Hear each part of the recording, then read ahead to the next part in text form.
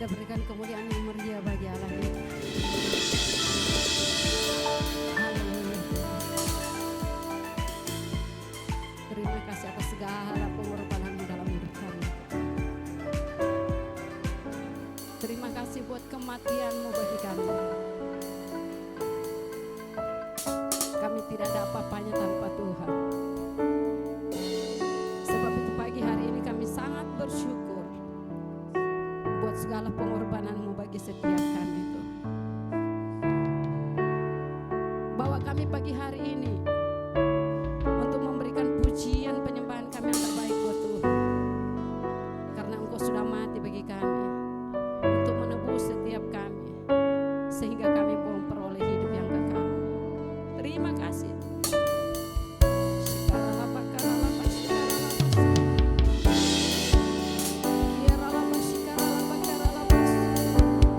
Mari bersyukur kepada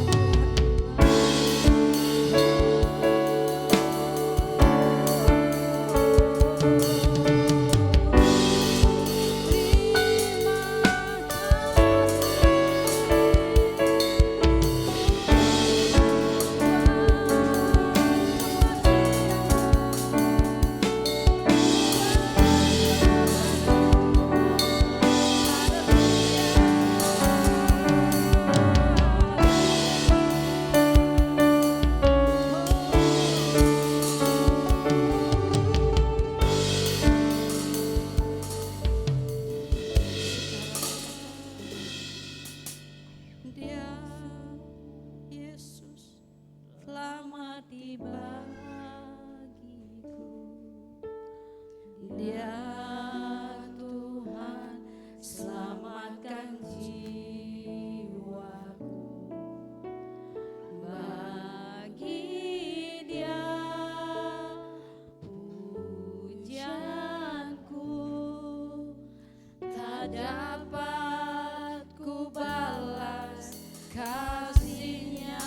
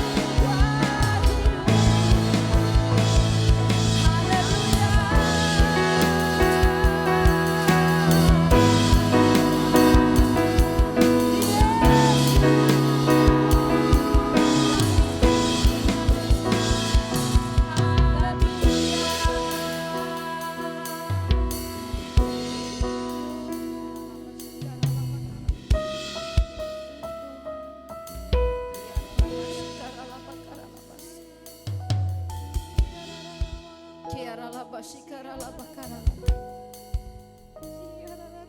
Kiara laba shikara. Kiara laba shikara laba kara. Kiara laba shikara laba kara laba shikara laba. Mari bersyukur atas kebaikan Tuhan. Dia sudah merelakan dirinya untuk mati bagi saya dan saudara. Kiara laba shikara laba swati. Terima kasih Tuhan. Terima kasih, terima kasih Tuhan.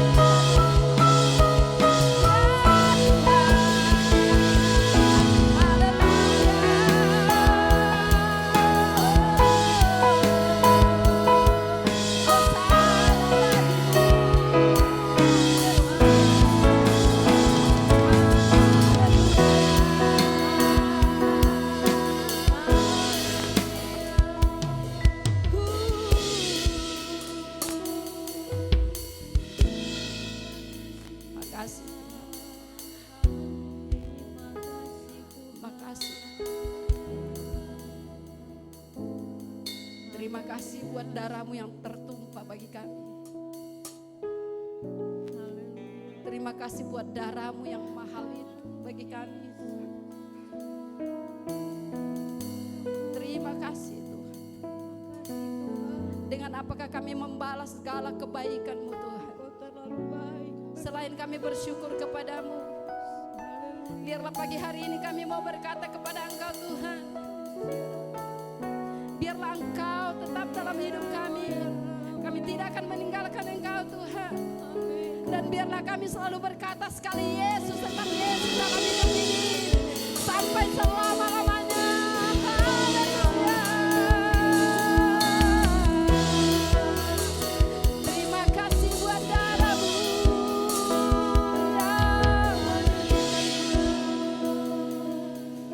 Haleluya. Yesus. Kiara labas. Kiara labas, kiara labas. Oleh kuasa darah-Mu, Kau telah tebus dosaku. Kekudusan-Mu melingkupiku. Kasih-Mu mengalir memulihkan hatiku.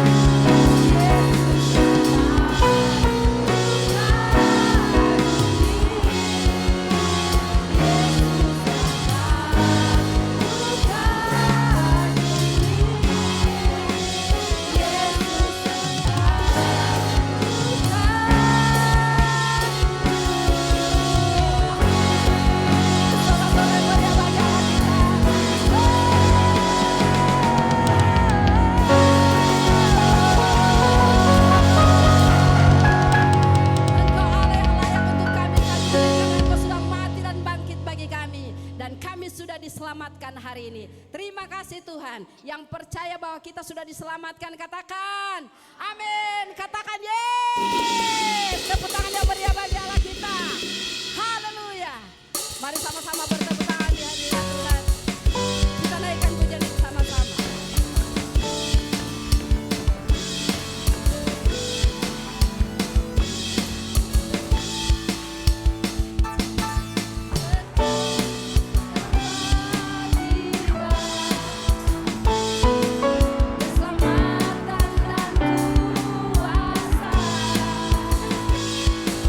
Dan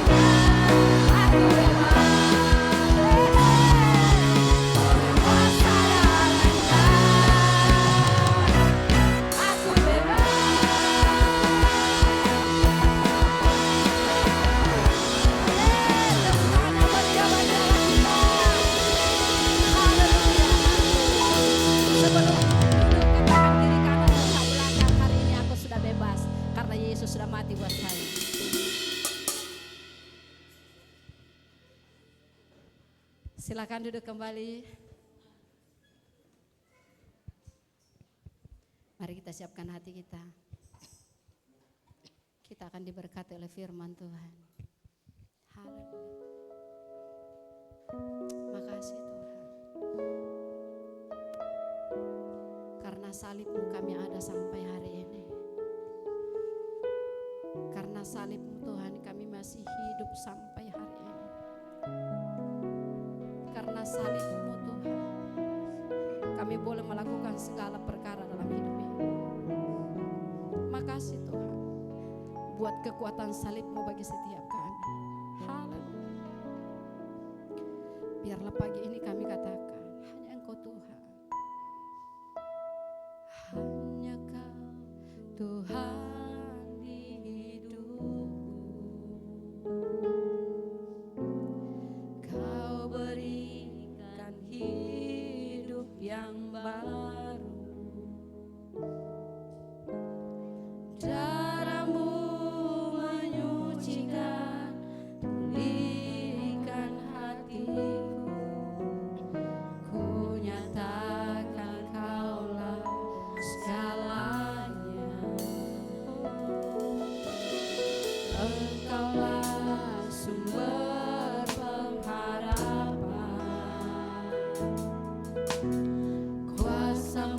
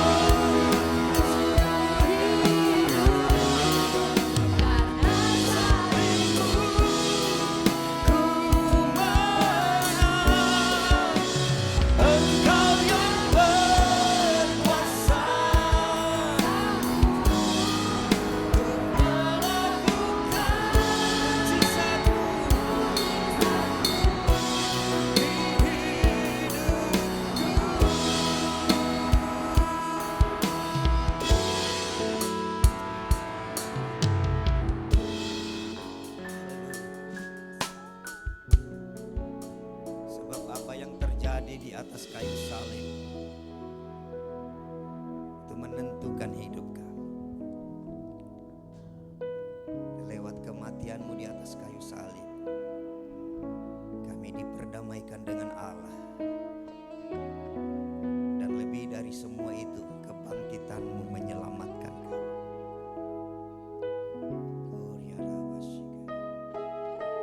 Mulia, mulia, mulia. Kudus, kudus, kudus. Hormat diberi, hormat diberi, hormat diberi. Kami tinggikan Engkau, kami mengagungkan Engkau, Anak Domba Allah yang menghapus dosa dunia.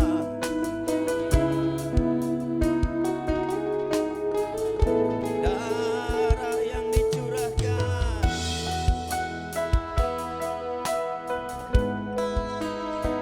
kami muliakan Engkau, kini dan selamanya.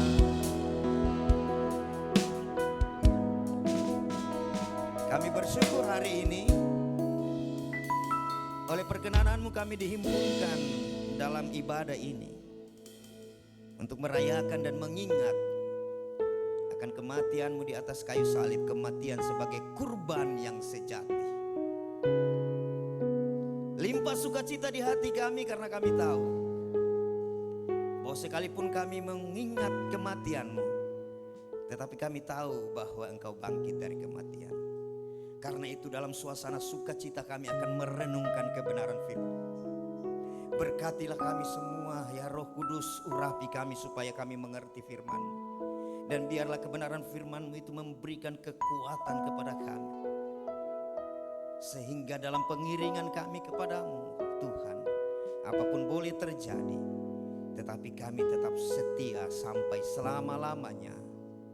Sebagaimana yang Engkau yang tekun menanggung bantahan dari orang-orang yang berdosa,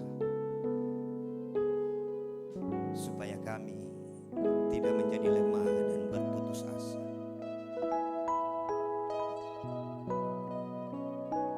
Karena itu kami serahkan kehidupan kami ke dalam tangan-Mu, termasuk pemberitaan kebenaran firman Tuhan ini. Dan sebagaimana seluruh rangkaian ibadah, pemberitaan kebenaran firman Tuhan hanya boleh terjadi di dalam satu nama yang berkuasa, Yesus Kristus Tuhan, dan untuk kemuliaan Allah, Bapa, Putra, dan Roh Kudus. Terima kasih Tuhan. Siaplah hati kami ditabur benih kebenaran firman-Mu. Dalam nama Tuhan Yesus kami berdoa, dan setiap kita yang siap merenungkan kebenaran firman Tuhan, mari sama-sama katakan amin. Puji Tuhan. Silakan duduk Bapak Ibu Saudara yang terkasih.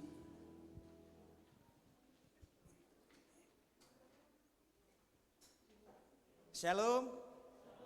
Sekali lagi shalom. Ada sukacita? Amin, amin. Ya. Ibu Vivi, tolong AC yang di sana yang dinyalakan, yang ini matikan. Kenapa dia mati sendiri? Tidak dikomando mati kok mati. Banyak pergumulan sehubungan dengan AC ini. Minggu lalu yang di belakang dipatahkan malam-malam. Aduh, haleluya. Dan kejadiannya tidak terlalu malam juga. Lalu ada anak-anak yang mematahkan selang AC di belakang, mencoba mengambil tembaganya. Ya, Bapak Ibu, hari ini bersama-sama kita berkumpul, berhimpun, kita puji muliakan Tuhan dalam rangka kita merayakan dan yang terutama mengingat. Sekali lagi, karena dalam konteks iman percaya kita, mengingat itu adalah hal yang penting. Ya, anamnesis, tidak melupakan, atau dalam bahasa Arabnya zikir, dalam bahasa Ibraninya lezikra. Perbuatlah ini sebagai zikir akan aku. Demikian Tuhan Yesus berkata ketika di malam perjamuan. Nah, itu yang biasa kita ulang-ulang setiap perjamuan kudus toh. Perbuatlah ini sebagai peringatan akan aku. Demikian Tuhan Yesus. Termasuk hari ini kita berhimpun dalam rangka mengingat. Begitu, memperingati. Kalau soal merayakan itu bolehlah besar-besaran. Makanya Bu Gems tadi pagi bilang begini, mestinya tadi kita lupa ya. Kenapa kita tidak siapkan snack? Biasanya kan Jumat Agung kita menyiapkan snack. Saya berpikir, oh iya. Tapi jangan takut, karena hari Minggu kita akan balas dendam. Ibu Diana tertawa. Ya, Bapak Ibu Saudara yang terkasih dalam Tuhan, hari ini kita merayakan kematian Kristus. Bukan dalam suasana duka cita sekalipun kita pakai baju hitam-hitam. Tetapi dalam suasana sukacita karena kita tahu Dia mati dan bangkit. Amin. Ya, Jumat Agung. Ulang-ulang saya katakan, bukan hari Jumatnya yang agung. Tapi peristiwa yang terjadi 2000 tahun yang lalu di hari Jumat itu yang agung. Yaitu ketika Kristus mati di atas kayu salib sebagai kurban yang sejati. Kitab Ibrani bilang, kalau imam-imam setiap tahun masuk ke ruang Maha Kudus itu untuk memercikkan darah, mempersembahkan kurban setiap tahun secara berkala. Tetapi dia masuk sebagai perintis mempersembahkan darahnya sendiri sekali untuk selama-lamanya. Puji Tuhan. Makanya kita merayakan Jumat Agung tidak pakai potong-potong tuh. Tapi kalau Bapak Ibu mau merayakan dengan potong ayam lalu undang kita makan juga is oke, tidak masalah gitu. Orang Yahudi boleh, hanya karena bait Allah sudah tidak ada sehingga mereka merindukan untuk membangun bait Allah. Karena sudah hampir 2000 tahun mereka tidak potong domba. Karena tidak ada bait Allah, tahun 70 kan diratakan. Makanya kalau Bapak Ibu nonton, betapa mereka getol betul mau membangun bait Allah yang ketiga, bait Allah. Dan memang dalam salah satu nubuatan Alkitab, manakala bait Allah sudah didirikan, salah satu tanda kedatangan Kristus. Baru tandanya, begitu kan? Makanya orang Israel bercita-cita ingin membangun bait Allah, begitu. Karena kalau ada bait Allah, maka potong domba bisa terlaksana, kurban, begitu. Kalau kita puji Tuhan, Kristus telah mengorbankan dirinya sekali untuk selama-lamanya. Nah, gitu. Makanya minggu depan ini kita rayakan kebangkitannya Paskah. Orang Yahudi juga merayakan Paskah, toh. Jadi kalau Natal kita ikut kalender matahari, kalau Paskah ikut kalender bulan. Makanya bergeser-geser tuh gitu ya. Begitu. Ya, orang Yahudi merayakan Paskah dalam konteks mereka bebas dari Mesir. Kita Paskah dalam rangka mengingat Kristus yang bangkit mengalahkan kematian sehingga kita bebas dari dosa yang menjadi persoalan terutama manusia. Hari ini dalam rangka memperingati Jumat Agung, kita akan belajar kebenaran firman Tuhan dari kitab Kejadian pasal 22 ayat 1 sampai 19. Siapkan Alkitab Bapak Ibu atau HP. Iya. HP yang ada Alkitabnya di dalam tentunya, jangan buka WA. Kejadian 22 ayat 1 sampai 19. Hari ini kita akan belajar kebenaran firman Tuhan dengan tema, tidak usah dibuka ayatnya, tetap saja nanti sebentar. Ya, Jumat Agung penggenapan pengikatan Ishak. Ya, dalam bahasa Ibrani itu akedat, Ishak. Akedat ini kemudian dilestarikan dalam bahasa Arab akidah, begitu. Hukum yang mengikat. Makanya hukum-hukum yang 600-an itu mengikat orang Israel. Itu dimulai dengan konteks pengikatan Ishak. Ishak diikat mau dikurbankan sehingga ada namanya akedat. Hukum yang harus mengikat. Begitu. Oke. Penggenapan pengikatan Ishak atau akedat Ishak. Ya, slide berikutnya. Sebelum kita baca Kejadian 22 ayat 1 sampai 19. Tuhan Yesus berfirman, berkata di dalam Lukas 24 ayat 44. Inilah perkataanku yang telah kukatakan kepadamu ketika aku masih bersama-sama dengan kamu, yakni bahwa harus digenapi semua yang ada tertulis tentang saya di kitab Taurat Musa, kitab Nabi-Nabi, dan kitab Mazmur. Perhatikan, Tuhan Yesus bilang begini, semua apa yang tertulis di perjanjian lama itu harus digenapi. Oke? Bahwa harus digenapi semua yang ada tertulis di perjanjian lama. Taurat Musa, Kejadian, Keluaran, Imamat, Bilangan, Ulangan. Tanakh disingkat begitu. Perjanjian lama seluruhnya. Taurat, kemudian kitab nabi-nabi, Nefim, kemudian Ketuvim, tulisan-tulisan Mazmur, yang syair-syair itu, Ayub, Amsal.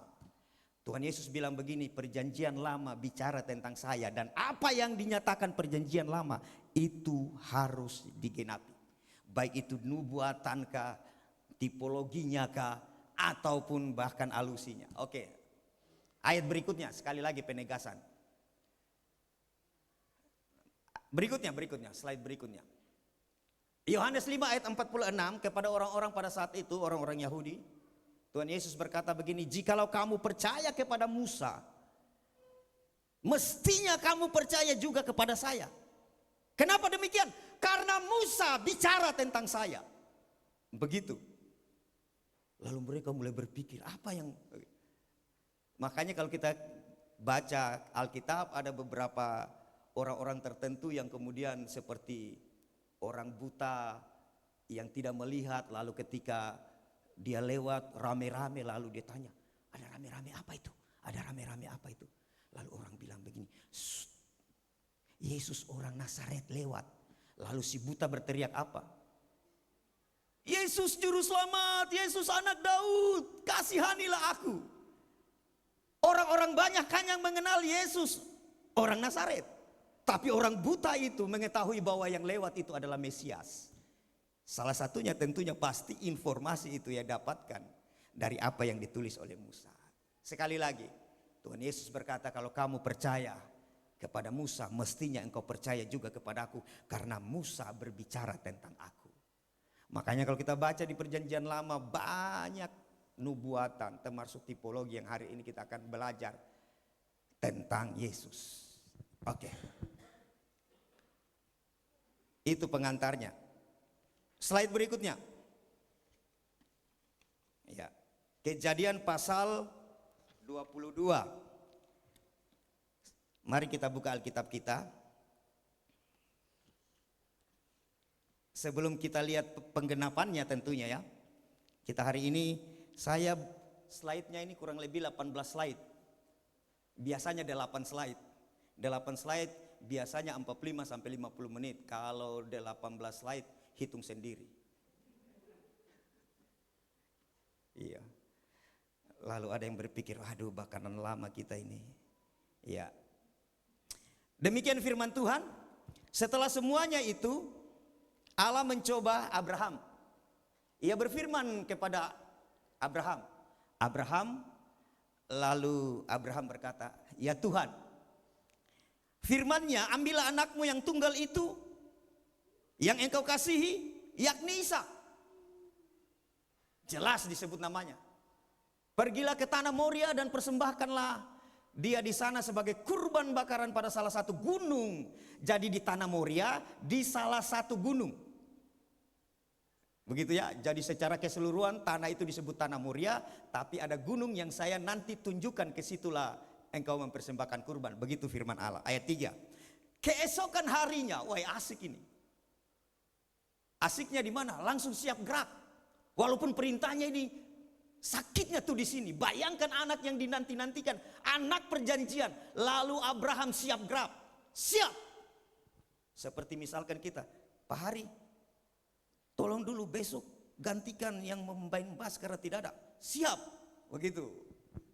Walaupun perbandingannya jauh ini. Bayangkan. Persembahkanlah anakmu yang tunggal, yang kau nanti-nantikan itu, anak perjanjian, sebagai kurban bakaran. Besoknya Abraham bangun. Hanya herannya juga nih, bisanya udah tidur Iya tidak? Kita saja tagihan jatuh tempo besok, tidur jam 4 pagi. Ini dia, keesokan harinya pagi-pagi bangunlah Abraham. Tapi nanti kita lihat juga pergumulan sebenarnya, pagi saya ada. Ia memasang pelana keledainya, memanggil 2 orang bujangnya berserta Ishak. Dalam terjemahan tafsir rabi-rabi Yahudi yang belakangan, 2 orang bujang ini salah satunya Ismail, begitu, walaupun itu tafsiran belakangan. Ia membelah juga kayu untuk kurban bakaran, lalu berangkatlah Abraham pergi ke tempat yang dikatakan Allah kepadanya. Ayat 4. Ketika pada hari ketiga Abraham melayangkan pandangannya, kelihatanlah kepadanya tempat itu dari jauh. 3 hari perjalanan. Ini yang saya bilang, pernah saya bilang. 3 hari perjalanan, saya berjalan dengan anak saya. Yang notabene anak ini akan saya kurbankan. Stresnya minta ampun mungkin. Kalau saya, makanya selalu saya memikirkan pergumulan batin selama 3 hari perjalanan. Begitu. Dan pernah saya mendramatisasi juga, tahu? Menskenariokan ketika Ishak bilang begini, Bapak ada kore, ada kayu, kurbannya di mana? Itu sama sakitnya ketika Yesus berhadap-hadapan dengan Yudas. Lalu Yesus mencuci kaki Yudas, saling bertatap-tatapan mata. Yesus tahu Yudas pengkhianat, tapi yang mencuci kakinya. Seperti film yang barusan itu. Apa itu? Perjamuan terakhir. Itu sakitnya itu terasa sekali begitu. Oke. Kata Abraham kepada kedua bujangnya itu, tinggallah kamu di sini dengan keledai ini. Aku beserta anak ini akan pergi ke sana. Kami akan sembahyang, mempersembahkan kurban. Sesudah itu kami kembali kepadamu. Bukan saya kembali. Pernyataan iman. Dia tahu bahwa anak ini akan dikurbankan sebagai kurban bakaran. Tetapi kepada 2 bujang itu dia berkata, kami berdua akan kembali.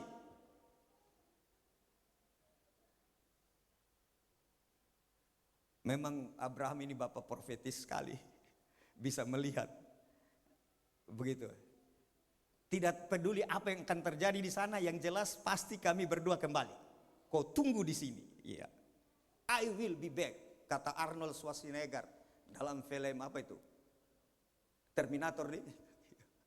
Iya. Lalu Abraham mengambil kayu untuk kurban bakaran itu dan memikulkannya ke atas bahu Ishak anaknya. Sedang di tangannya dibawa api dan pisau. Demikianlah keduanya berjalan bersama-sama. Lalu berkatalah Ishak kepada Abraham ayahnya, Bapa. Sahut Abraham, ya anakku. Bertanyalah Ishak, di sini sudah ada api dan kayu, tetapi di manakah anak domba untuk kurban bakaran itu? Sahut Abraham. Ini lagi pengakuan iman. Pandangan profetis jauh ke depan. Allah akan menyediakan anak domba untuk kurban bakarannya, anakku. Kalau saya ini, Tuhan pasti sediakan, nak. Apa betul pasti Tuhan sediakan. Tapi jangan sampai tidak sediakan. Pasti Tuhan sediakan. Bergumul begitu. 2 orang di dalam ini. Seperti film-film kartun tuh, di sini yang pakai tombak, di sini yang ada lingkaran kemuliaan di atasnya gitu tuh. Ya kan kita bisa menyelami cara Abraham manusia biasa loh, seperti saudara dan saya. Oke. Demikianlah keduanya berjalan bersama-sama sampailah mereka ke tempat yang dikatakan Allah kepadanya. Lalu Abraham mendirikan mezbah di situ, disusunnya kayu, diikatnya Ishak anaknya itu dan diletakkan di mezbah itu di atas kayu api. Sesudah itu Abraham mengulurkan tangannya lalu mengambil pisau untuk menyembelih anaknya. Tetapi berserulah malaikat Tuhan, malak Yahweh. Beda dengan malak yang lain. Kalau ini malaikat Tuhan, representasi dari Yesus sebelum inkarnasi, kelahirannya dalam peristiwa Natal. Kenapa demikian? Karena di sini dikatakan malaikat Tuhan dari langit berseru kepada Abraham, Abraham, Abraham. Sahutnya, ya Tuhan. Lalu malaikat itu berfirman, Jadi tidak ada malaikat yang berfirman, hanya Allah yang berfirman. Maka malak Yahweh itu adalah Kristofani. Sebelum sang firman itu menyatakan dirinya berinkarnasi sebagai manusia ya dalam peristiwa Natal. Makanya seperti yang saya bilang, saya yakin sungguh yang menjumpai Adam dan Hawa di taman itu adalah Kristofani, sang anak. Adam, di manakah engkau? Wih, segitu. Lalu orang bilang begini, masa Allah tidak tahu? Kalau orang polemikus kan begitu toh. Tetapi mereka lupa bahwa sepanjang peristiwa manusia dari kejatuhannya sampai sekarang, Allah selalu menyerukan pertanyaan itu. Hei, di manakah engkau? Di manakah engkau? Pada pihak Allah yang mencari. Karena manusia mencari, tidak akan menjumpai. Mencari Tuhan selalu tersesat. Maka Tuhan yang mencari. Oke, lanjut. Lalu berfirman, jangan bunuh anak itu, jangan kau apa-apakan dia, sebab telah ku ketahui sekarang bahwa engkau takut akan Allah dan engkau tidak segan-segan untuk menyerahkan anakmu yang tunggal kepadaku. Sampai di situ dulu. Bagian yang pertama, slide yang tadi silakan buka lagi. Ini ujian terhadap iman. Jadi konteks bacaan kita ini pertama, sebelum kita melihat penggenapan ini tipologi dan kemudian nanti antitipenya ketika Kristus dalam peristiwa Jumat Agung. Yang pertama dalam konteks dekat bacaan kita ini bicara tentang ujian terhadap iman Abraham. Lembaga Alkitab Indonesia memberi judul Kepercayaan Abraham diuji. Slide berikutnya. Ayat 1 bilang begini, setelah semuanya itu Allah mencoba Abraham. Kemudian orang bertanya, ini yang mana betulkah? Allah mencobai atau menguji? Begitu. Kenapa demikian? Karena pernah ada terjadi debat begitu tuh. Sering orang berdebat tentang hal ini. Bahkan saya masih ingat dulu ibu siapa itu. Waktu pelayanan di lapas sempat mempertanyakan, mencobai atau menguji? Karena memang di Yakobus 1 ayat 13 firman Tuhan bilang begini, Allah tidak pernah mencobai orang. Di Lukas 4 ayat 1, bahkan di ayat 13 dengan jelas dikatakan iblis mencobai. Matius 26 ayat 41 Tuhan Yesus berkata apa? Kita mesti berjaga, kita mesti berdoa supaya kita jangan jatuh dalam pencobaan. Karena itu dalam doa Bapa kami kita minta janganlah membawa kami dalam pencobaan. Kemudian dalam bacaan kita dikatakan bahwa Abraham dicobai. Begitu kan? Makanya kemudian kita diajar, saya juga sering mengajar bahwa kalau iblis mencobai, Tuhan menguji. Ya memang bahasanya kata yang diterjemahkan memang berbeda. Begitu. Lalu bagaimana dengan konteks bacaan kita dikatakan Abraham dicobai? Tentunya sekalipun kata mencobai atau dicobai, menguji atau ujian, kata dalam bahasa Yunani di perjanjian baru maupun perjanjian lama juga berbeda memang. Tetapi dalam konteks ini, dalam perjanjian lama, Bapak Ibu bisa baca di Mazmur 26 ayat 2 yang kita nyanyikan itu. Ujilah aku Tuhan. Apalagi? Cobalah. Hah? Lalu di Mazmur 95 ayat 89 di situ dikatakan mereka mencobai Allah, mereka menguji Allah. Maka kita tiba pada kesimpulan kata mencobai atau menguji dalam konteks bacaan kita ini tergantung pada konteksnya. Bugem mengadakan ujian terhadap semua anak kelas 3. Berarti apa itu? Mau mengetahui toh sampai di mana anak-anak itu memahami pengajaran. Tetapi bayangkan kalau ada salah satu murid Bugem, katakanlah namanya siapa ya? Kita kasih nama saja Lukas, kan tidak ada nama Lukas di sini toh. Lukas mengajukan pertanyaan kepada Bugem dalam rangka menguji. Beda dong. Satu mau cari tahu nih sampai di mana mereka mengerti, tapi yang satu mencobai. Sama-sama kan, jadi tergantung konteksnya. Bisa dimengerti? Jadi kalau ada yang mempertanyakan tentang, karena ini saya kenapa saya ini, karena memang pernah menjadi diskusi yang panjang toh, bahwa ya dan tidak salah setelah semuanya, ayat yang mengatakan setelah semuanya itu Allah mencoba Abraham, ia berfirman kepadanya, Abraham, lalu Abraham menyaut, ya Tuhan, dan seterusnya. Jadi konteks. Lanjut. Pertanyaannya, mengapa Allah mencoba Abraham?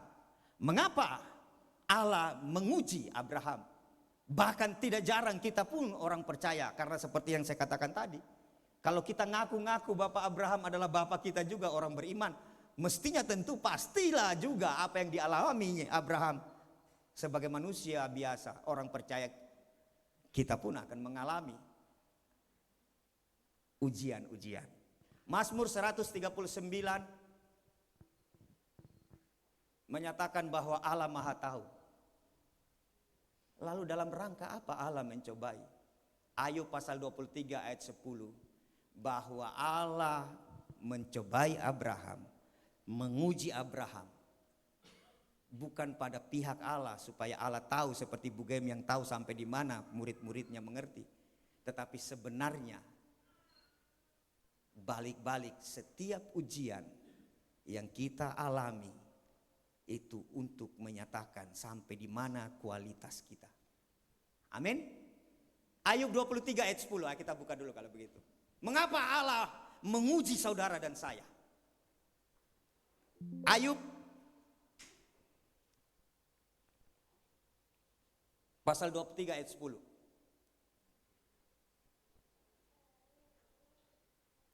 Karena ia tahu jalan hidupku. Jadi ujian Tuhan kepada saudara dan saya, sebagaimana yang terjadi kepada Abraham, bukan dalam rangka supaya Tuhan tahu. Karena Tuhan tahu. Amin. Ia Maha Tahu. Makanya saya bilang dalam kemahatauannya, sebelum dunia diciptakan, bahkan sebelum saudara dan saya lahir, Tuhan tahu bahwa tanggal 18 hari ini kita berkumpul di jam sekian dan seterusnya, begitu ya. Selalu saya ulang-ulang itu. Dia omniscience, Maha Tahu. Karena Tuhan tahu jalan hidupku, seandainya ia menguji aku. Jadi kalau Tuhan menguji saya, bukan dalam rangka supaya dia tahu kapasitas saya, tetapi tujuannya adalah untuk kita sendiri. Amin. Amin. Karena ia tahu jalan hidupku, seandainya ia menguji aku akan timbul seperti emas. Jadi ujian dalam kehidupan orang percaya dalam rangka memurnikan, supaya kualitas-kualitas orang percaya hari lepas hari semakin bercahaya. Amin. Jadi kalau ada ujian, ya pergumulan apapun itu, mari tetap bersabar. Amin. Sekalipun seperti minggu lalu kita belajar, kadangkala banyak pergumulan karena kita terlalu banyak gerakan tambahan. Artinya kita sendiri yang salah sebenarnya. Banyak kesalahan, banyak hal-hal yang menyusahkan diri kita karena kita sendiri. Tetapi saya mau bilang, kalau itu karena dosa, solusinya jika kamu mengaku dosa, maka ia setia akan tetap mengampuni. Tuh? Ia akan setia dan adil. Keadilan Allah berbarengan dengan kesetiaan yang mengampuni. Oke. Jadi tidak ada persoalan dengan kata mencobai atau menguji dalam konteks bacaan kita, karena kita tahu itu tujuannya supaya memunculkan kualitas percaya, iman Abraham, termasuk kita orang-orang. Slide berikutnya tadi kembali. Jadi kita tidak perlu juga terlalu menjadikan ujian-ujian dalam hidup kita sebagai dalil, sebagai alasan-alasan jauh dari Tuhan. apalagi jauh dari persekutuan, karena 1 Korintus 10 ayat 13 Alkitab dengan tegas mengatakan pencobaan-pencobaan yang kita alami itu adalah pencobaan biasa oleh manusia. Karena Allah tidak mungkin membiarkan dirimu, Allah itu setia, dia tidak akan membiarkan dirimu dicobai melampaui kapasitas, melampaui kemampuanmu memikul. Bahkan ketika engkau dicobai, ia akan memberi jalan keluar supaya engkau dapat menanggungnya. 1 Korintus 10 ayat 13. Jadi maaf kata, kalau penderitaannya Michael lebih berat dari saya, karena Tuhan tahu bahwa dia mampu pikul 60 kilo, saya hanya 20 kilo. Begitu kan? Syukurnya itu. Karena itu Filipi pasal 4 ayat 13 Rasul Paulus mengatakan, segala perkara dapat kutanggung di dalam Dia yang memberi kekuatan kepadaku. Segala pikulan dapat kutanggung karena sesuai dengan porsiku. Bahkan karena Dia yang memberi kekuatan kepadaku. Demikian Rasul Paulus menulis kepada jemaat di Filipi. Dan firman Tuhan kepada kita, sebagaimana Evander Holyfield menulis Filipi 4 ayat 13 di celananya ketika melawan Mike Tyson. Ayat hafalan tuh, tahu? Hampir semua orang ingat tentang ayat ini ketika dia tulis di gitu. Allah menguji dalam rangka menumbuhkan kapasitas kita, dan puji Tuhan ujiannya tetap sesuai porsi. Amin. Amin. Oke. Slide berikutnya, oke, kita tinggalkan yang bagian. Sekarang kita masuk di sini yang tentang penggenapan. Bapak Ibu Saudara yang terkasih dalam Tuhan, seperti tadi saya katakan bahwa peristiwa pengikatan Ishak itu, kenapa bukan pengorbanan Ishak begitu? Karena memang Ishak tidak jadi dikorbankan. Makanya kalau ada orang berdebat Ishak atau Ismail, dua-duanya tidak. Iya kan? Kan tidak jadi toh? Iya. Peristiwa pengikatan Ishak adalah tipologi dari pengorbanan Kristus di atas kayu salib yang hari ini kita rayakan. Ingat tadi bahwa Musa menulis tentang Yesus. Termasuk keluaran, bagaimana orang Israel keluar dengan darah yang dibubuhkan di palang pintu. Itu juga gambaran. Tapi secara khusus kita melihat Abraham. Kurang lebih 2000 tahun sebelum peristiwa salib. Kalau Musa kalau kita genap-genapkan 1500-an. Kalau ini kurang lebih 2000-an tahun. Ya. Peristiwa pengikatan Ishak adalah sekali lagi tipologi dari pengorbanan Kristus di atas kayu salib.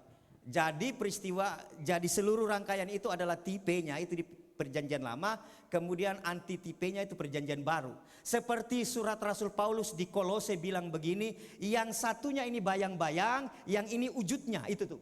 Kolose pasal 2 ayat 17. Semuanya ini hanyalah bayangannya dari apa yang harus datang sedang wujudnya. Manifestasi dari kisah-kisah itu, tokoh-tokoh itu, tempatkah itu, atau orangkah itu, atau apa yang dialami peristiwanya, manifestasinya, wujudnya adalah pada Kristus. Oke? Jadi itu Rasul Paulus bilang begitu.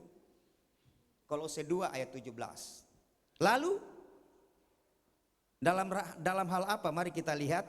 Yang pertama, kita lihat dulu tentang Abraham. Slide berikutnya. Ya. Abraham mempersembahkan anak tunggalnya.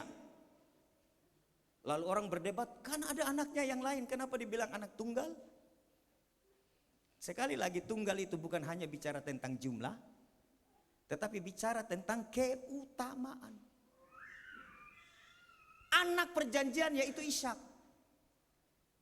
Jadi Abraham mempersembahkan anak tunggalnya, anak perjanjian yaitu Ishak kepada Tuhan karena Abraham taat.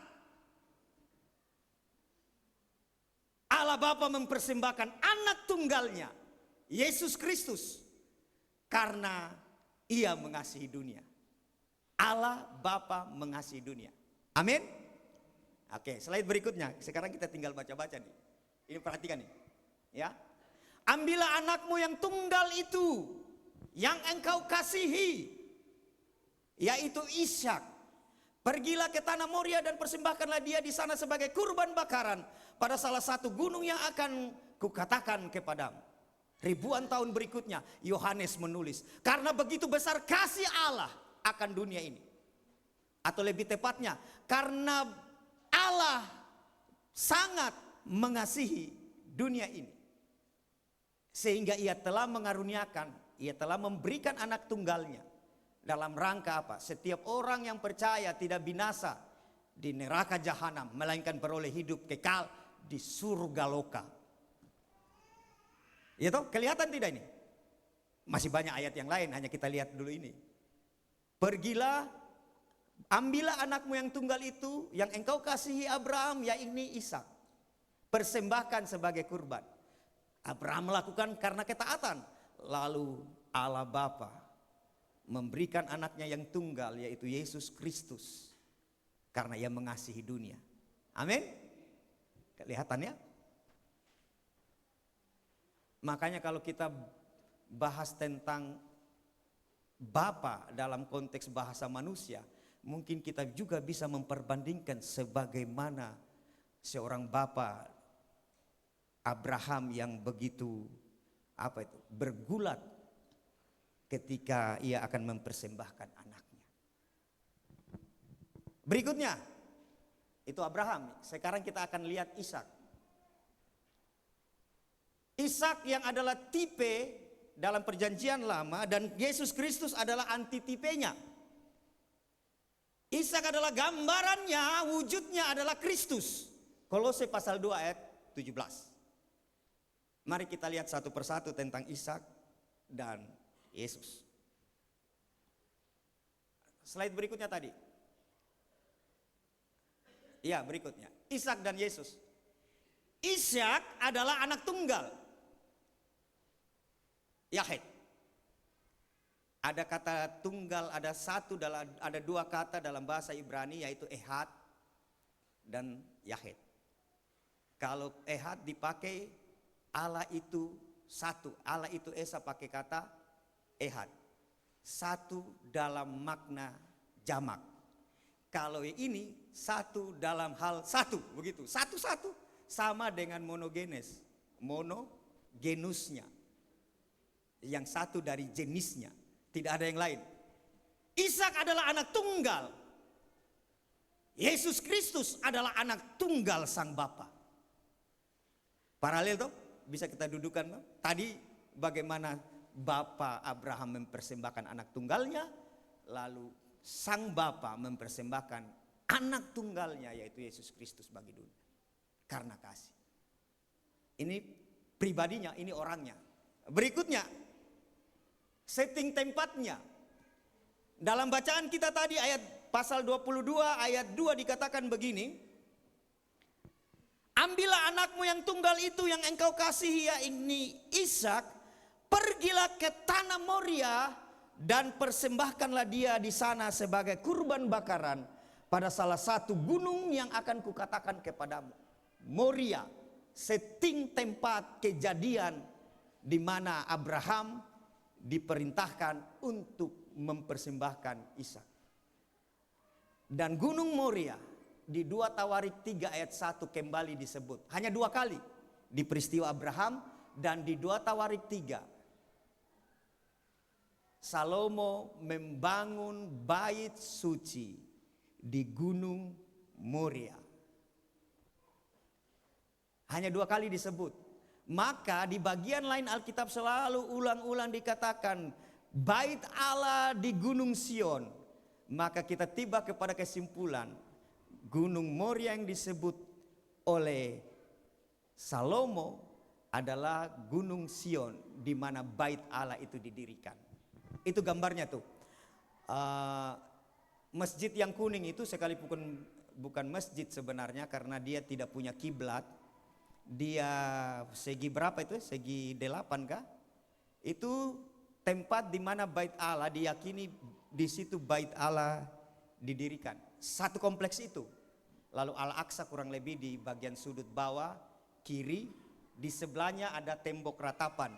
Jadi orang Yahudi berdoa di tembok ratapan di sini, lalu di seberangnya sana tapi di atas karena memang itu dia Al-Aqsa yang diperebutkan. Puji Tuhan, orang Kristen selalu memandang secara rohani toh. Kalau tidak, bayangkan kalau 3 yang memperebutkan tempat ini, lebih kisruh. Oke, setting tempatnya di Gunung Moria. Dan kalau kita baca Yohanes 19 ayat 17, Yesus Kristus dibawa keluar dari tembok Yerusalem pada saat itu untuk disalibkan di bukit Golgota.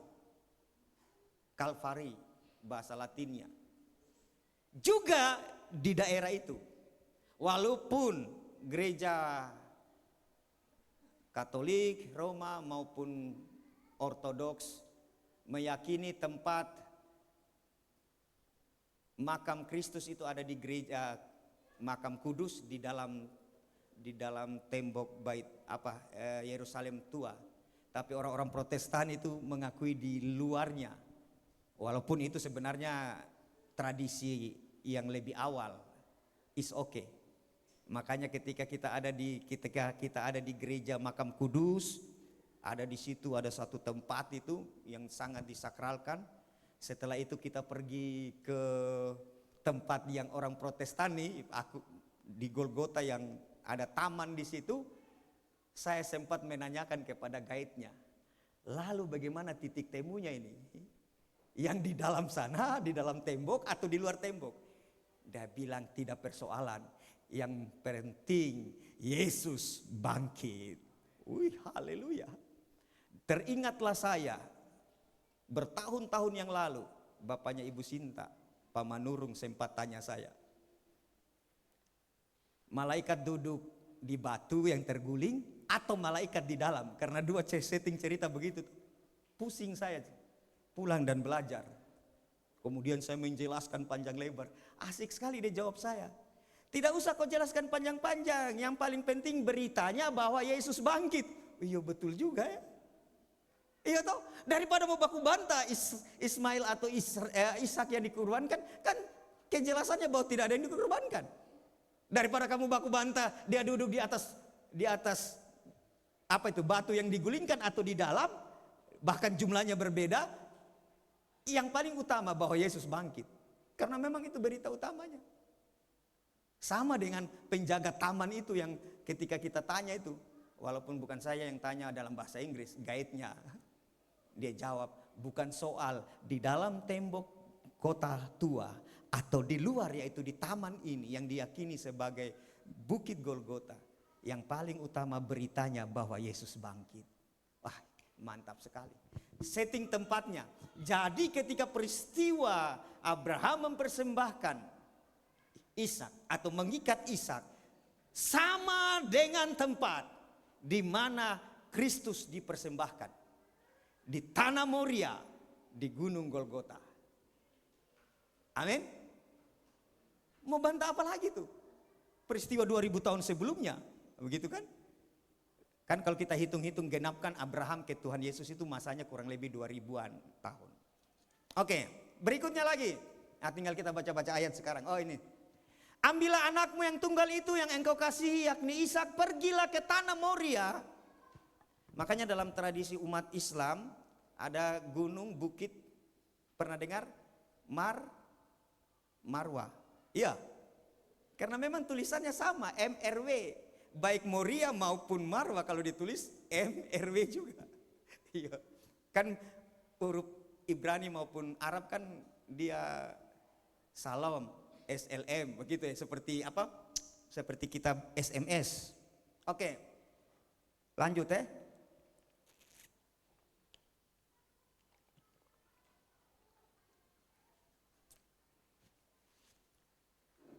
Ulang dulu yang tadi. Ya. Ambillah anakmu yang tunggal itu yang engkau kasih, yakni Ishak, pergilah ke tanah Moria. Lalu di 2 Tawarik 3 ayat 1, Salomo mulai mendirikan rumah Tuhan di Yerusalem, di Gunung Moria. Jadi di bait Allah itu. Bait Allah didirikan di tempat di mana Abraham mengikat Ishak sebagai kurban. Lanjut slide berikutnya. Yohanes pasal berapa tadi sudah ya? Saya sudah baca. Oh ya. Kemudian itu tempat, setting tempat. Ini setting kejadian kita lihat. Sampailah mereka ke tempat yang dikatakan Allah kepadanya, lalu Abraham mendirikan mezbah di situ, disusunnyalah kayu, diikatnya Ishak anaknya itu dan diletakkan di mezbah itu di atas kayu api. Ishak diikat, diletakkan di atas mezbah tanpa perlawanan. 1700-an tahun kemudian di zaman Yesaya menubuatkan firman Tuhan katakan begini, dia dianiaya tetapi dia membiarkan diri ditindas dan tidak membuka mulutnya. Seperti anak domba dibawa ke pembantaian, seperti induk domba yang keluh di depan orang-orang yang menggunting bulunya, ia tidak membuka mulutnya. Makanya 700 tahun kemudian peristiwa itu terjadi. Lukas 23 ayat 9. Ia mengajukan banyak pertanyaan. Herodes menginterogasi Yesus. Tetapi Yesus tidak memberikan jawaban apapun. Apalagi mau didustakan dalam hal ini. Sudah tempat, sudah setting kejadian, skenarionya itu sedemikian. Berikutnya, baca-baca ayat saja kemudian. Lalu Abraham mengambil kayu untuk kurban bakaran dan memikulkannya ke Ishak. Kejadian 22 ayat 6 yang kita baca tadi. Dan berikutnya Injil mengatakan sambil memikul salibnya Yesus pergi keluar ke tempat yang bernama tempat tengkorak. Yang dalam bahasa Ibrani Golgota, dalam bahasa Latin Kalvari. Ya, Ishak memikul kayu untuk dipakai sebagai bakaran. Yesus memikul salibnya. Walaupun juga memang secara di dunia arkeolog ada perbedaan-perbedaan. Apakah Yesus memikul seperti gambar ini full begitu atau memikul hanya pati bulungnya yang lurusnya saja. Itu bukan soal. Yang jelas sebagaimana di Kejadian 22 Ishak dipikulkan kayu padanya. Demikian Yesus memikul salibnya. Berikutnya lagi. Yesus Kristus anak domba Allah. Lanjut. Ayat yang setelah kita baca nanti ya. Lalu Abraham, lanjutan dari tadi, itu kan Abraham sudah diuji. Jadi Bapak Ibu saya mau ulangi. Peristiwa yang terjadi kita baca di kitab Kejadian 22 ini bukan hanya bicara uji menguji. Tetapi ini merupakan apa? Tipologi. Kalau nubuatan pernyataan maka ini nubuatan tentang peristiwa penyaliban. Karena kalau hanya sekedar diuji Abraham, tidak ada kisah selanjutnya. Ya toh? Tidak akan ada kisah penggantian anak domba. Makanya seperti yang saya tulis tadi, Yesus adalah anak domba Allah. Kita baca ini. Lalu Abraham menoleh dan melihat seekor domba jantan di belakangnya. Jadi kalau hanya peristiwa ujian selesai. Abraham, jangan kau apa-apakan anak itu. Saya sudah tahu. Lalu Abraham bilang ke Ishak, mari anak kita pulang. Harusnya kalau hanya sekedar ujian, tidak ada kisah yang lain toh. Tapi ini bukan hanya sampai di situ. Makanya Kejadian 22 ayat 13-14 ditulis. Lalu Abraham menoleh dan melihat seekor domba jantan di belakangnya. Yang tanduknya tersangkut dalam belukar. Bayangkan itu. Apakah ini kejadian hanya kebetulan? Tidak. Pasti tidak. Lagian itu domba untuk apa juga dia pergi hadir di situ, dia kasih takai tanduknya di belukar kah begitu. Kalau bukan sang maha penulis skenario tuh kehidupan. Makanya kan history itu kan dari kata ceritanya dia begitu. Allah, oke? Abraham mengambil domba itu, perhatikan ini, lalu mengorbankannya sebagai kurban bakaran pengganti anaknya. Domba yang disediakan Allah dipakai untuk menggantikan anaknya sebagai kurban. Lalu kemudian Abraham menamai Allah itu Yahweh Jireh, Tuhan menyediakan. Sebab itu sampai sekarang dikatakan orang di atas gunung Tuhan akan disediakan. Tepat seperti apa yang dia katakan kepada Ishak ketika Ishak menanyakan, "Bapak, kayu ada, kore ada, ikan bakarnya mana?" "Tenang, nanti di Daeng Lala disediakan." Bayangkan tadi waktu Abraham bilang itu nanti, dan betul. Kemudian Yohanes 1 ayat 29. Pada keesokan harinya Yohanes melihat Yesus datang kepadanya dan berkata, "Lihatlah anak domba Allah yang menghapus dosa dunia."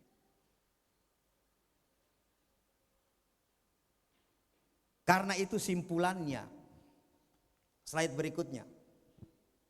Kalau domba dikurbankan, Ishak selamat. Hari ini kita mengingat Yesus Kristus yang mati di kayu salib sehingga kita diselamatkan. Amin. Iya. Apalagi kalau kita bahas dari kitab Kejadian, peristiwa Taman Eden, bagaimana kulit binatang itu diambil, darah ditumpahkan supaya menutupi ketelanjangan Adam dan Hawa sebagai gambaran dosa. Banyak. Karena itu Bapak Ibu Saudara yang terkasih dalam Tuhan, mestinya kemudian kita akan tiba kepada kesimpulan, harusnya tidak ada yang bisa menggoyahkan iman percaya kita kepada Kristus Yesus Tuhan kita. Amin. Domba telah dikurbankan sehingga Ishak selamat. Yesus Kristus mati di salib dan kita diselamatkan. Amin. Tuhan Yesus memberkati.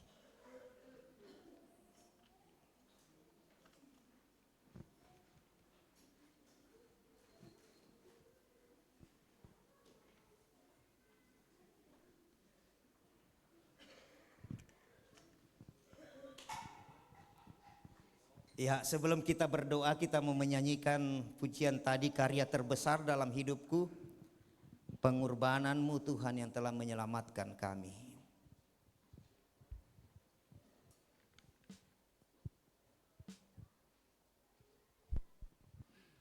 Haleluya. Haleluya. Oh, ya Rama Santa Batakara.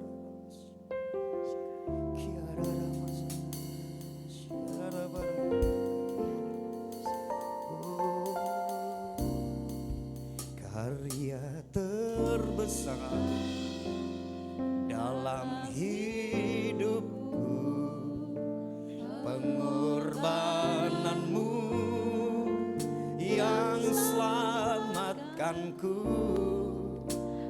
Engkaulah harta yang tak ternilai yang ku miliki dan ku karyai.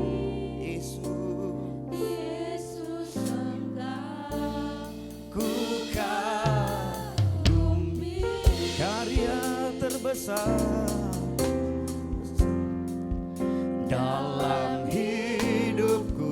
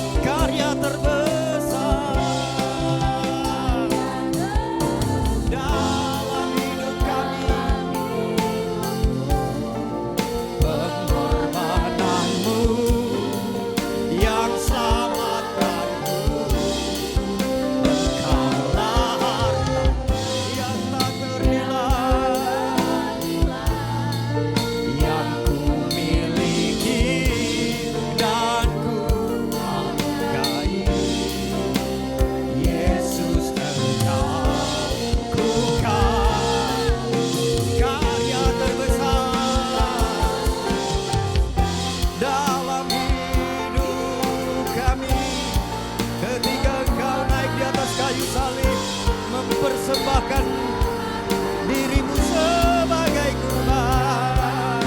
Darahmu dicurahkan untuk pengampunan dosa kami. Syukur, syukur, syukur.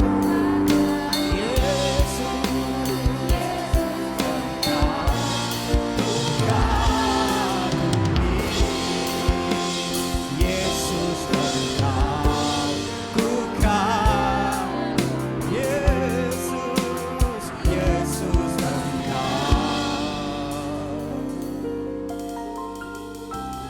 ku kagumi. Mari berikan tepuk tangan untuk Tuhan. Haleluya. Kemuliaan hanya bagimu.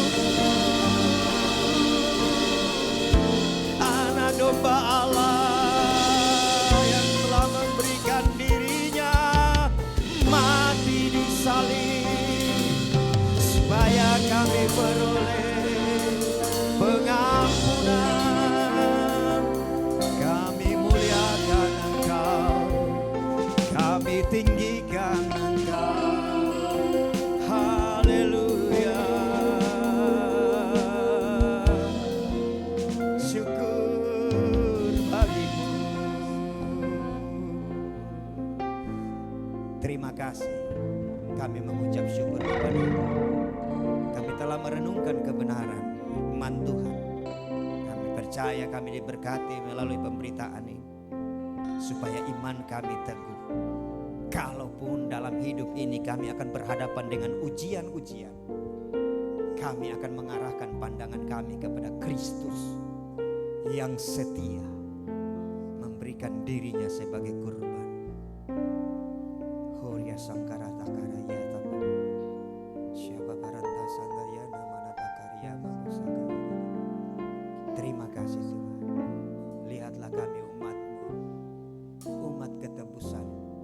Biarlah kami tetap berdiri teguh dalam pengakuan iman kami, dalam pengiringan kami. Bukan dengan kekuatan kami, tetapi dengan kekuatan yang dari Tuhan yang bekerja di dalam kami, melalui kami. Terima kasih. Terpujilah nama-Mu kekal sampai selamanya. Kami bersyukur, berdoa di dalam nama Yesus Kristus Tuhan. Dan setiap kita yang diberkati lewat pemberitaan firman Tuhan, mari bersama-sama katakan amin.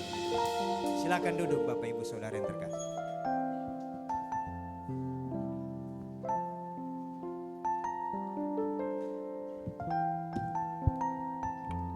Haleluya, saya percaya kita semua diberkati Tuhan, amin. Boleh lambaikan tangan orang-orang yang diberkati Tuhan. Kita berikan kemuliaan yang meriah bagi Allah kita.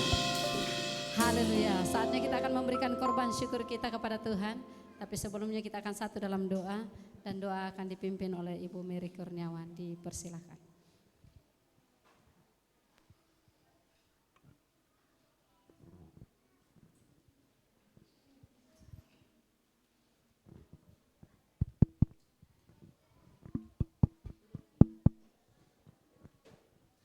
Mari kita berdoa.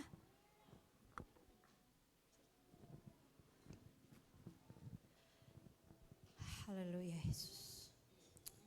Allah yang Maha Pengasih, Allah yang Maha Pengampun, saat pagi hari ini Tuhan, kami bersyukur, berterima kasih di mana kami boleh merayakan dan memperingati hari kematian-Mu, di mana Engkau mati buat kami semua, karena Engkau mengasihi kami.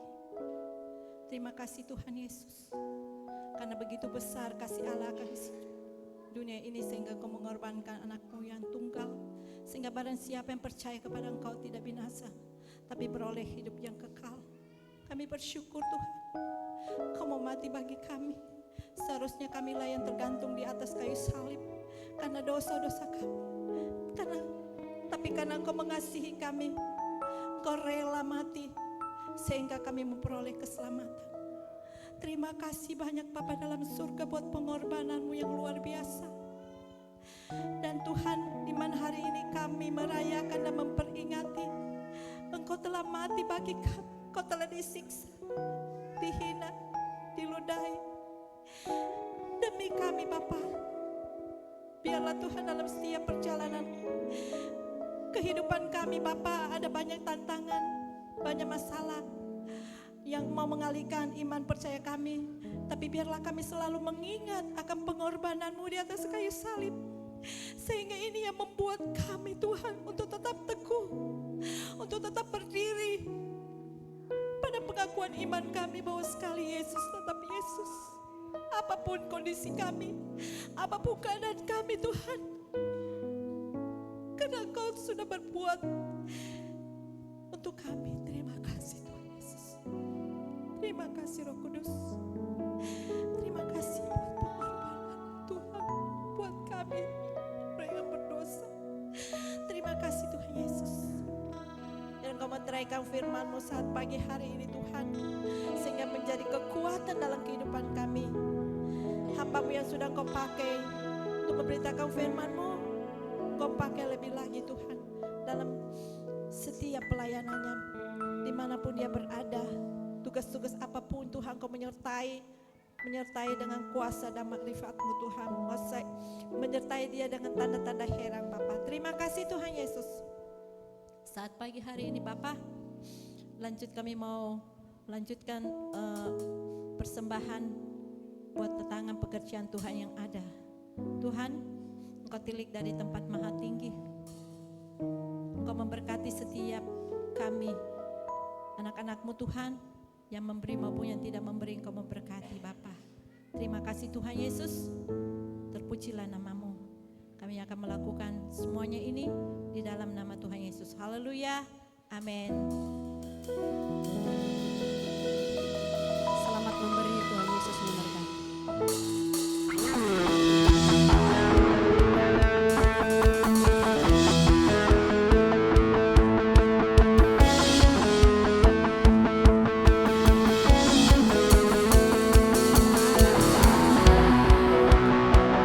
Yesus namanya menyembuhkan,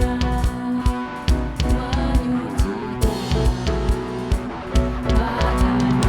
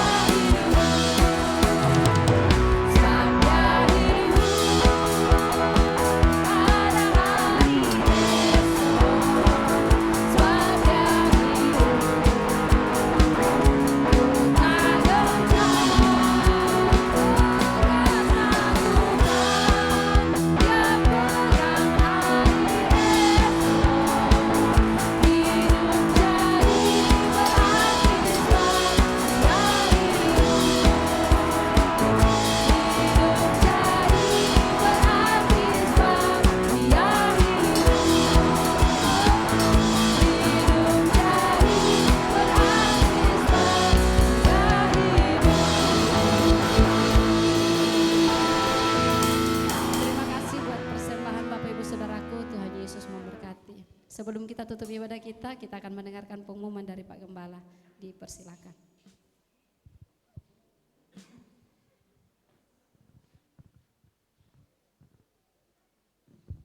Ya, puji Tuhan, Bapak Ibu Saudara yang terkasih dalam Tuhan Yesus. Ini mau disampaikan tentang ibadah Raya Paskah Minggu nanti. Kembali kita akan berjumpa pada hari Minggu jam 9 pagi. Dan sebagaimana rencana sesudah ibadah jam 9 siang jam 12 kita akan ke Pantai Lakeba untuk berfellowship. Karena itu berharap semua kita baik anak-anak, pemuda, remaja dan semua orang tua, mari kita bersama-sama ke Lakeba. Ya. Sebagaimana juga sudah disampaikan di masing-masing kelompok MK mempersiapkan. Kemudian juga kelompok-kelompok yang mempersiapkan lomba supaya dikoordinir untuk bisa mempersiapkan kegiatannya. Kemudian Bapak Ibu mari karena ini fellowship dalam rangka mengikat kita semakin erat, mari kerjasama semua terlibat. Karena kita percaya bahwa segala apa yang kita perbuat di dalam Tuhan tidak ada yang sia-sia. Demikian firman Tuhan toh? Ya, jadi mari bersemangat. Dalam rangka persiapan ibadah Paskah Minggu, maka sebentar akan ada latihan untuk ibadah raya Minggu Paskah. Kemudian juga kepada semua tim sekolah minggu sebentar sebagaimana rencana akan diadakan kegiatan bungkus parsel untuk anak sekolah minggu dan remaja. Sebentar akan bungkus parsel, dilanjutkan besok masak telur. Jadi telurnya selain akan ada yang disembunyikan, ada juga yang dimasukkan di dalam parsel. Mengantisipasi jangan sampai ada yang tidak dapat telur waktu cari, di dalam parselnya ada. Kemudian untuk MK-MK, koordinator ataupun yang di dalam MK-nya, kelompok-kelompok yang bertanggung jawab untuk konsumsi dan yang lainnya, tetap persiapkan apa yang sebagaimana sudah direncanakan. Dan hari Minggu nanti juga akan ada baptisan, ada 5 orang dari kita akan menerima sakramen baptisan. Karena itu untuk seluruh rangkaian kegiatan ini, baik ibadah raya Minggu Paskah, kegiatan fellowship, kemudian baptisan, mari berdoa supaya Tuhan memberkati semua kegiatannya, memberkati persiapannya, sampai memberkati cuaca, tempat penyelenggaraan, supaya kita bisa berfellowship. Amin? Amin. Karena itu pesan terakhir, ulang seperti tulisan yang ada di undangan hari ulang tahun sekolah minggu di zaman dulu-dulu itu, tidak ada kesan tanpa kehadiranmu. Satu dengan yang lainnya kita tidak bisa saling mengganti. Begitu. Jadi tidak ada kesan tanpa kehadiranmu. Semua harus hadir. Tuhan Yesus memberkati. Mari bangkit berdiri, kita akhiri ibadah kita.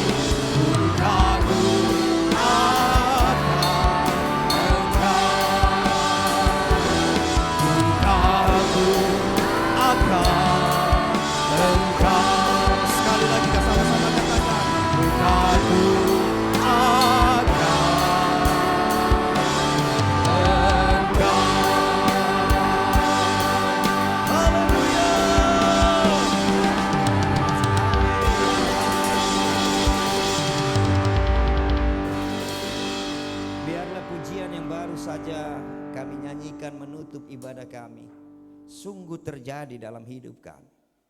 Bahwa di sepanjang hidup kami akan kami terus memuliakan Tuhan. Kami akan mengalami perbuatan-perbuatan Tuhan yang dahsyat. Kami terkagum-kagum akan karya-Mu dalam hidup kami. Bahkan yang lemah sekalipun akan berkata, dia kuat karena Tuhan yang menyertai. Terima kasih. Kami akan mengakhiri ibadah kami, namun secara khusus kami mau berdoa terlebih dahulu untuk Bapak Beni Ham yang hari ini berulang tahun. Kami bersyukur kepada Tuhan ketambahan usia, berlaku atasnya berkat-berkat yang baik dari Tuhan mengiringi ketambahan usia. Dalam keluarga, rumah tangga, usaha pekerjaan dan pelayanan, Tuhan ada menyertai dia. Terima kasih Tuhan, kami bersyukur. Sekarang kami akan kembali ke rumah kami masing-masing. Mari berkati kami, layakkan hamba-Mu menjadi saluran berkat untuk menumpangkan tangan, supaya kami semua boleh menerima berkat dari Tuhan. Bapak Ibu, mari kita mengangkat tangan kita. Kembalilah dalam kehidupan-Mu, arahkan hati dan pikir-Mu kepada Tuhan, khususnya melalui firman yang disampaikan kepada kita hari ini, supaya kita tetap berdiri teguh. Karena segala sesuatu apapun yang ditulis dalam kebenaran firman Tuhan tentang Kristus pasti dikenapi. Karena itu terimalah berkat, kasih karunia, damai dan sejahtera yang bersumber dari Allah, Bapa, Putra dan Roh Kudus. Kasih karunia dan damai sejahtera yang melampaui segala akal pikir manusia dicurahkan atasmu, atas kita semua hari ini, bahkan sampai Tuhan datang kali kedua. Di dalam berkat Bapa, Putra dan Roh Kudus, setiap kita yang diberkati Tuhan, mari bersama-sama katakan amin. Tuhan Yesus memberkati. Ibadah selesai. Happy birthday, happy birthday, Ameni. Hari Gohan. Happy birthday.